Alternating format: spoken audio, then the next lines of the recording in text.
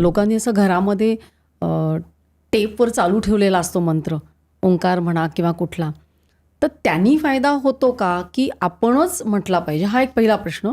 आणि दुसरं म्हणजे आपण म्हणतो ना की सगळ्यांनी मिळून एकत्र जर मंत्र म्हटले तर त्याचं सामर्थ्य वाढतं ना, त्याचे व्हायब्रेशन्स पण एका वेगळ्या लेवलला पोचतात ना. खूप खूप महत्त्वाचा प्रश्न आहे, कारण सामूहिक उपासना खूप खूप त्याची ताकद आहे. आज काळाची ती गरज आहे. म्हणजे आपण काय म्हणतो की चेंज इज कॉन्स्टंट, काळाप्रमाणे बदल व्हायला पाहिजेत आणि म्हणून सामूहिक उपासनेला खूप महत्त्व आहे. म्हणजे आपल्या घराचा ऑरा, म्हणजे आपल्या फॅमिलीचा ऑरा टिकण्यासाठी आठवड्यातनं फक्त 5 मिनटं जर आपण वेळ काढला आणि आपल्या कुलस्वामिनीचं जर आपण नामस्मरण केलं ना, तर खूप छान फायदा होतो. म्हणजे आज बरेचसे पेशंट जे इन्फर्टिलिटीचे येतात ना, तेव्हा ते आम्हाला विचारतात की आता मॅडम की हे असं आमच्या बाबतीत का झालं, तर कारण कोणालाच माहीत नाही आहे ना की का झालं. म्हणजे सायंटिफिकली सगळं क्लिअर आहे. फॅलोपियन ट्यूब्स ओपन आहेत, मेल पेशंटचा स्पर्म काउंट नॉर्मल आहे, हिला पिरियड्स पण रेग्युलर येत आहेत, तरी पण का होत नाही. जिथे उत्तरं नसतात ना तिथे नामस्मरण असतं. पण मग कर्मसिद्धांत पण येतोच ना ह्याच्यामध्ये. कर्मसिद्धांत तेच पूर्वकर्म, म्हणजे पूर्वकर्म इथे आलेली आहेत ना, पूर्वजन्मातली कर्म आलेली आहेत. कारण ह्या जन्मात ते खूप चांगले वागले असतील, पण पाठच्या जन्मातलं तर आलेलं आहे ना, त्याच्यामध्ये आपल्या कोणालाच काही माहीत नाही आहे की आपण काय केलं आहे. सो त्यासाठी हे नामस्मरण महत्त्वाचं आहे. आणि मंजिरीताई, तुम्ही इतका महत्त्वाचा पॉईंट सांगितलेला आहे की नामस्मरण सामूहिक उपासनेने केलं तर 100% फळ अधिक मिळतं. आणि मार्क माय वर्ड, हे 100% फरक पडतोच ह्यानी. म्हणजे आज मी अनेक अनुभव असे घेतलेले आहेत. आपल्या सगळ्यांमध्ये एक प्रकारची ओंकार शक्ती असते. आज ही युनिव्हर्सल पॉवर कोणालाच दिसू शकत नाही ना. देव दिसतोय का? नाही, पण वी आर ब्रीदिंग. हवा दिसते का? नाही, बट स्टील आपण तो श्वास घेत असतो. हे सगळं परिमाणाने किंवा अनुमानाने आपण ओळखायचं असतं. तर त्यावेळेला हे सगळ्यात खूप महत्त्वाचं आहे की ह्या मंत्रांचे उच्चार नीट होतात का.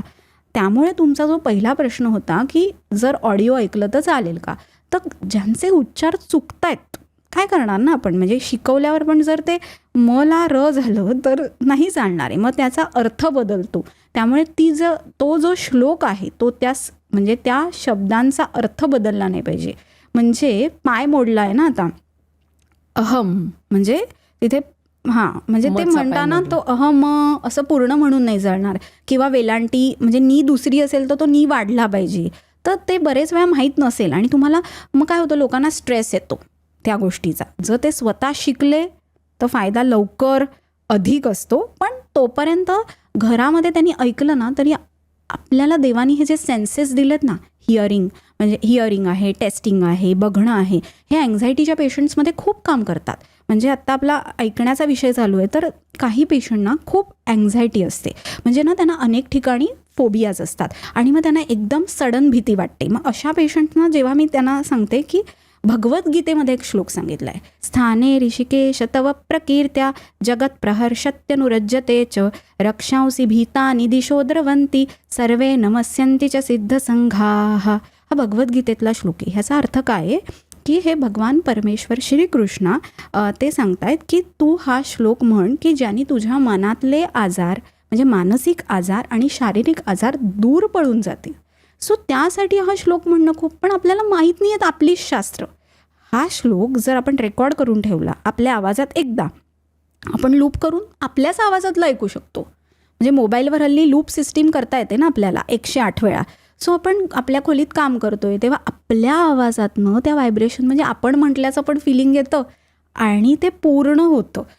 पण मला एक सांग, एखाद्याला पॅनिक अटॅक आला, जसं तू आत्ता म्हणाली एन्झायटी, तर पॅनिक अटॅक आला आणि त्यांनी जर हा मंत्र म्हणायला सुरुवात केली तर थोडंसं कामिंग होतं का इफेक्ट? नक्की होतं. बघ, पहिले मी पेशंटना काय सांगते, असं कधीही वाटलं ना तर शांत बसायचं, थोडंसं पाणी प्यायचं. म्हणजे पाणी पिणं का महत्त्वाचं आहे, कारण जिभेला टच झाला ना, म्हणजे जीभ एक सेन्स बदलला, लगेच आजूबाजूला बघायला सांगते की पटकन बघा की कुठे आवाज येतोय, लांबचं काय दिसते, म्हणजे दुसरा सेन्स बदलला.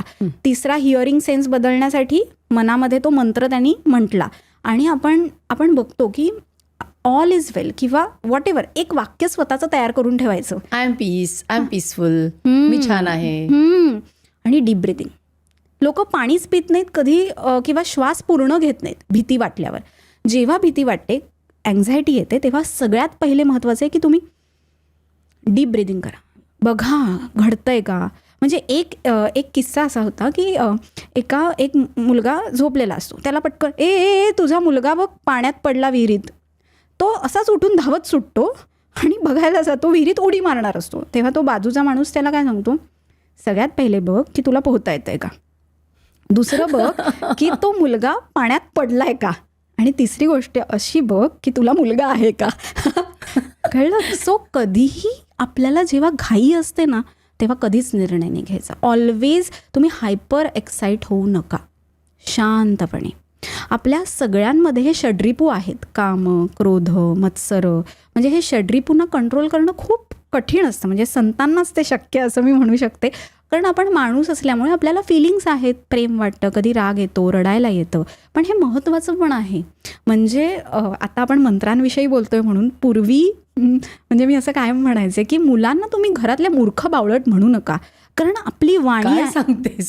कारण आपली जी वाणी आहे ना ही महत्त्वाची आहे ना. आज आपल्या वाणीतले जे शब्द आहेत हे सुद्धा मंत्र आहेत. कारण आपण रोज तुम्ही घरामध्ये छान म्हणा ना. म्हणजे आता हे वाक्य कॉमन आहे की वास्तू तथास्तू म्हणते, हे कॉमन आहे. सो तुम्ही तुमच्या मुलांना मूर्ख बावळट म्हणालात तर इतर लोक पण म्हणतील ना. म्हणजे त्यांना पण कुठेतरी वाटायला लागेल ना. आणि आपल्याला कोणी म्हटलेलं आपल्याला आवडतं का. पण हे का झालं ह्याच्यावर पण मी विचार केला. कारण जेव्हा आपल्याला राग आलेला असतो ना तेव्हा आपण ते पटकन एक गाढवा तो राग रिलीज होतो तिथे. कळलं का. म्हणजे तो राग आत दाबून ठेवून पण नाही चालत आहे.